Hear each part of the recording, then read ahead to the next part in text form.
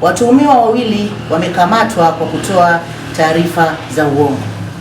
Jeshi la Polisi mkoa wa Shinyanga linapenda kutoa taarifa kwa umma kuhusu matukio mawili, ambapo tukio la kwanza lilitokea tarehe 4/4/2026 katika soko kuu lililopo maeneo ya stendi kuu ya mabasi kata ya Kahama mjini Kahama wilaya ya Kahama.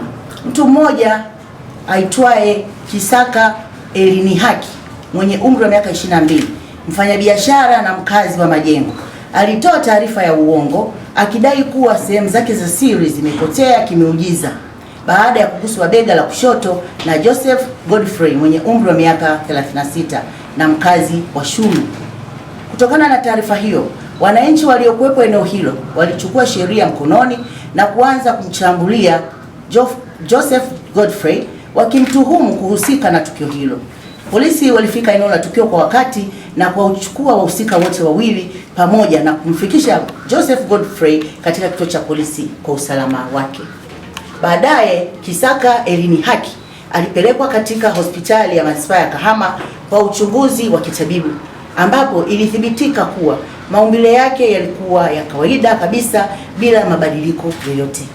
Ndipo jeshi la polisi limemkamata kwa kutoa taarifa ya uongo iliyopelekea taharuki kwa jamii.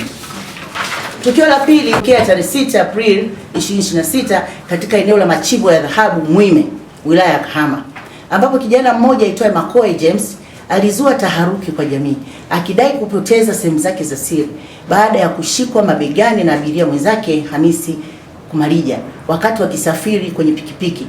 Taarifa hiyo ilisababisha mkusanyiko wa wananchi waliotaka kumshambuliwa mtuhumiwa kabla ya jeshi la polisi kufika eneo la tukio na kudhibiti hali hiyo. Uchunguzi wa kitabibu uliofanyika katika hospitali ya Kahama ulibaini kuwa mhusika hakuwa na tatizo lolote na hivyo kuthibitisha kuwa taarifa aliyoitoa ilikuwa ya uongo. Jeshi la polisi linamshikilia kwa kutoa taarifa ya uongo na hatua za kisheria zitachukuliwa dhidi ya wahusika wote wawili kwa mujibu wa sheria.